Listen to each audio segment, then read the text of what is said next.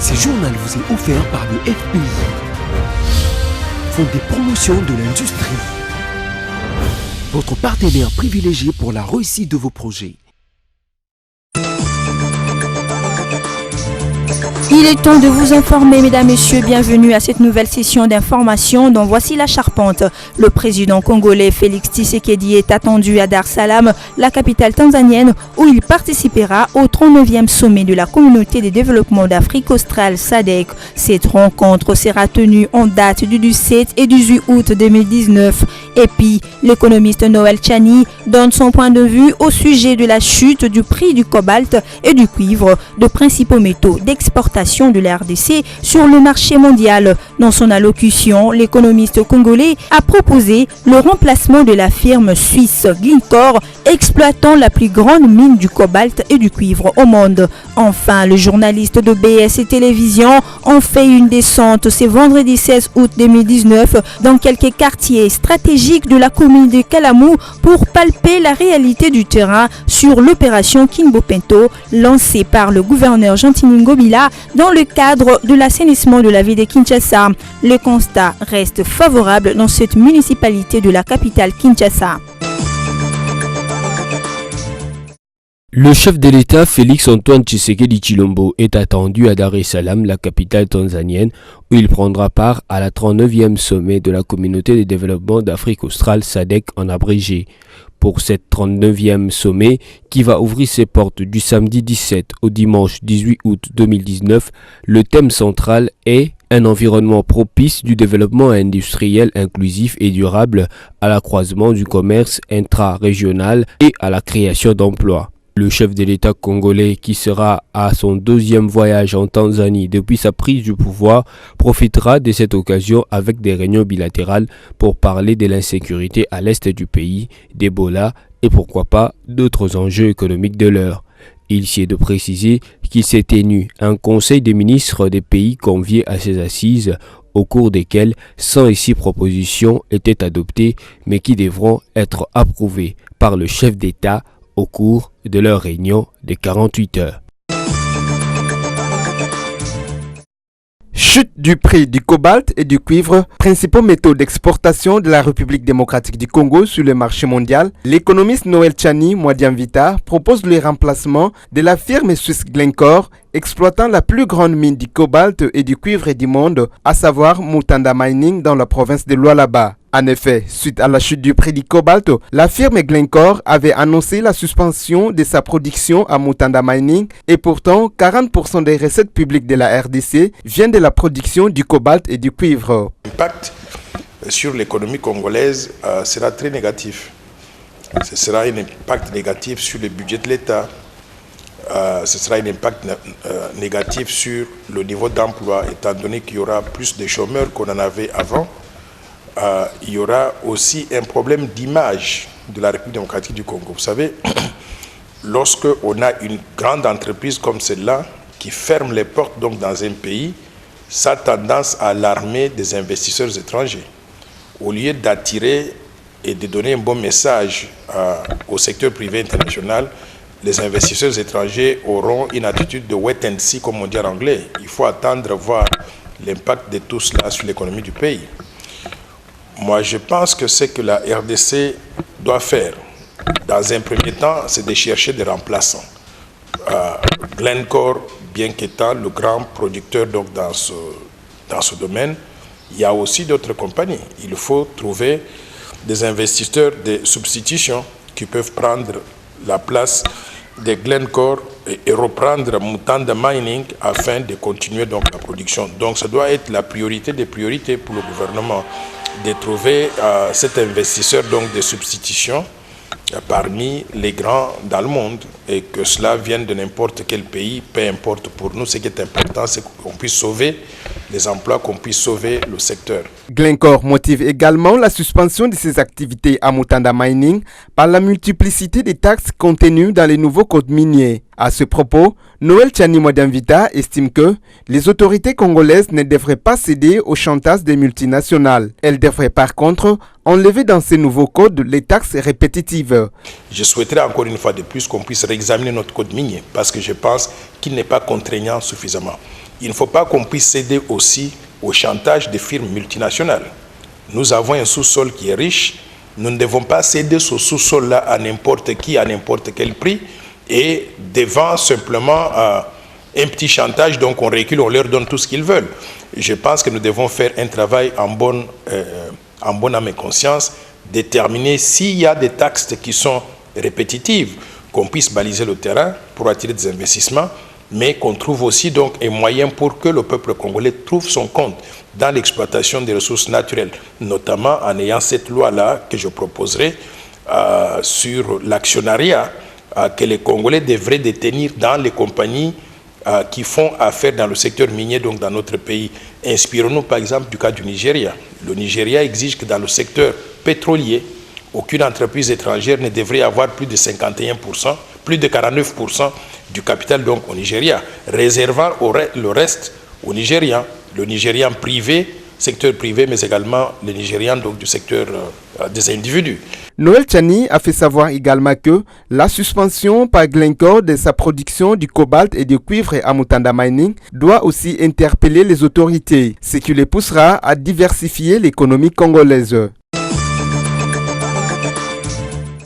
Accusé de détournement, Bernard Biando Sango, ministre de la Solidarité et Action humanitaire, a été interpellé à l'Agence nationale des renseignements ce jeudi 15 août 2019, puis relâché plusieurs heures après. L'argent prétendu détourné serait destiné, d'après certaines sources, à l'assistance des sinistrés de Minembwe dans le sud Kivu. C'est dans cet esprit que le parquet financier près la Cour des comptes a lancé ce jeudi 15 août sa campagne de vulgarisation de son rôle pour mettre en garde toutes les personnes qui se permettent de s'amuser avec les deniers publics.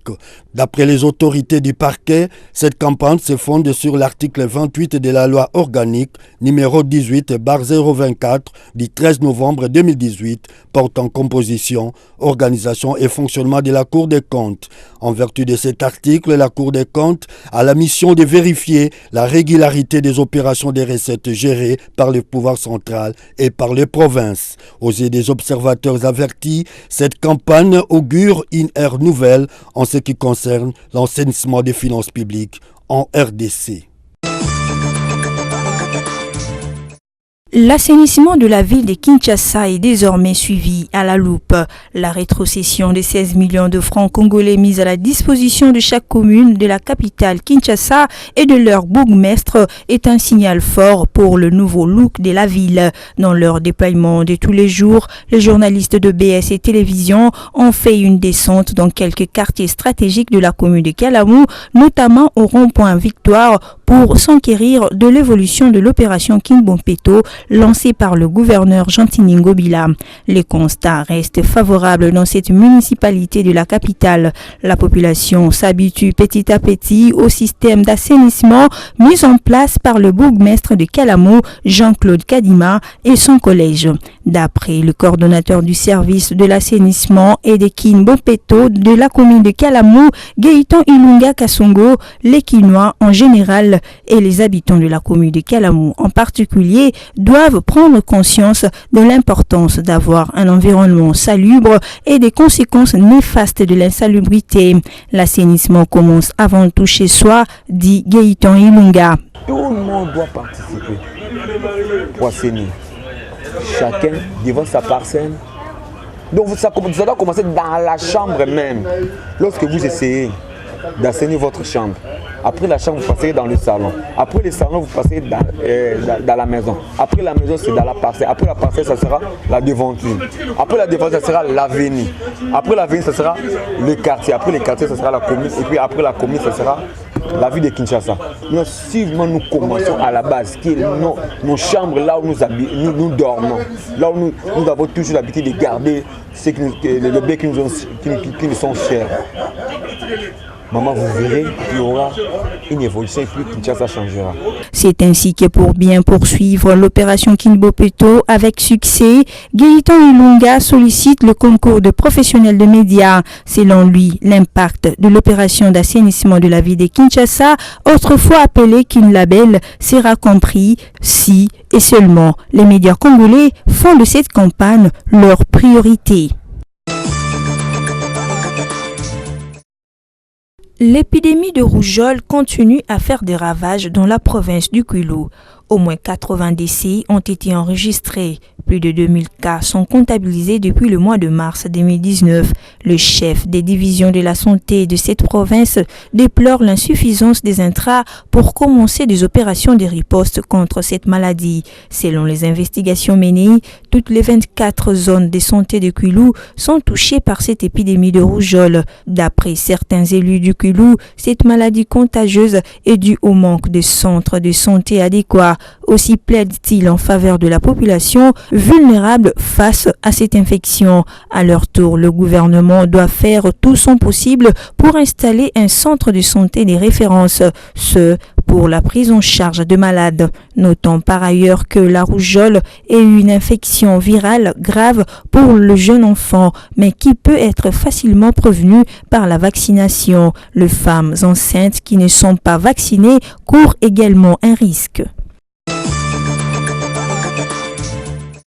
La justice militaire congolaise n'attend que des moyens techniques pour exhumer les corps des victimes du massacre de Yumbi, a déclaré le général Timunkutu Kiyana, auditeur général des forces armées de la République démocratique du Congo, FARDC. D'après cet officier de l'armée congolaise, les enquêtes relatives à ces massacres ont suffisamment avancé. Il croit fermement que si ces moyens sont mis à leur disposition, les services appropriés vont exhumer les corps enterrés dans les fosses communes. En ce moment-là, la justice militaire sera à même de déterminer la cause exacte de leur mort et de fixer l'opinion sur leur nombre exact. D'après les chiffres avancés par le Bureau conjoint des Nations Unies aux droits de l'homme, ces massacres auraient causé plus de 900 morts.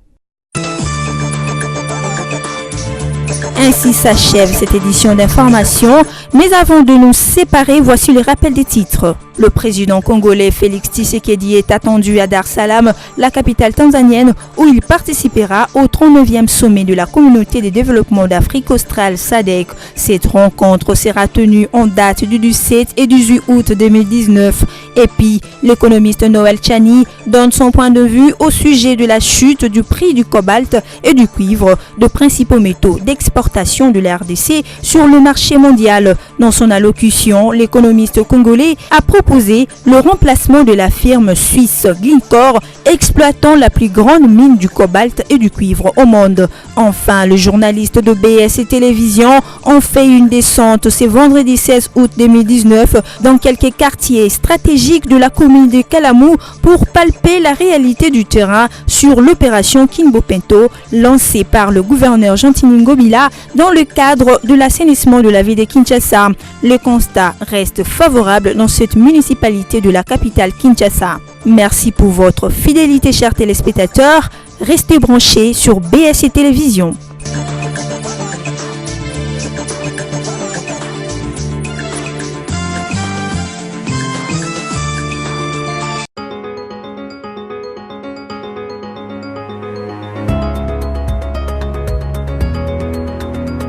Bienvenue à vous tous qui êtes branchés sur BSC TV pour suivre la revue de presse de médias en ligne sélectionnée pour vous. Ouvrons cette revue de presse avec le site d'information Forum des As qui indique à sa une un prélude à l'investiture du gouvernement. C'est désormais officiel. L'Assemblée nationale est convoquée en session extraordinaire du 19 août au 7 septembre prochain. C'est ce qu'a annoncé une décision ad hoc du bureau de cette chambre basse du Parlement congolais.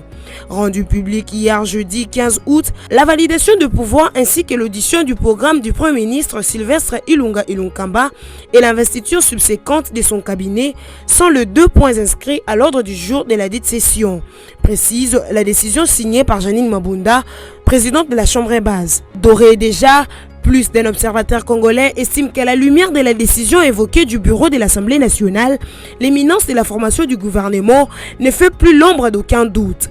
Au stade actuel de l'évolution de ces dossiers, il paraît hasardeux d'avancer une quelconque date de la sortie de la fumée blanche attendue depuis plusieurs mois. Toutefois, il existe des signes avant-coureurs qui renseignent suffisamment que la fin du suspense n'est plus pour très longtemps, au nombre desquels la remise dimanche 11 août au Premier ministre de listes candidats ministres du FCCECH, la présentation des dites listes au chef de l'État mardi 13 du mois par Sylvestre Ilunga Ilunkamba, partant une bonne surprise de l'actuel raïs congolais, ne serait peut-être pas exclue ce week-end.